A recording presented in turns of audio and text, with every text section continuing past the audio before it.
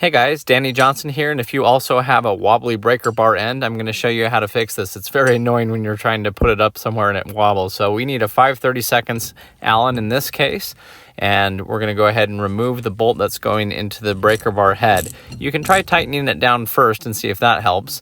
In our case it didn't, so we're going to go ahead and remove it. And when we pull this out, you'll see there is a shim that comes out with it.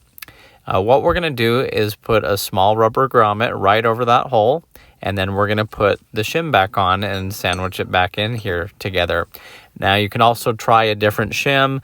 If you try a washer, you can do that too, but a lot of washers are a little bit too thick to fit in here, but you could grind one down, whatever you need to make it work. You could even slide a credit card through here, an old one that you don't need anymore, and make that work. But we're going to go with our rubber grommet.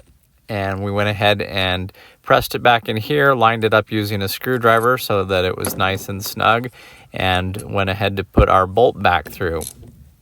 Once we tightened it back down, you can see the breaker bar end is now nice and firm, and so it won't fall on its own under gravity. It actually takes a little bit of pressure in order to move it where we want. So that's the way that we like it here. And so anyway, hopefully you enjoyed the video and found it helpful. Please check the video description. I have a full playlist on videos that are similar to this. If you're new to the channel, feel free to subscribe. Thanks, guys.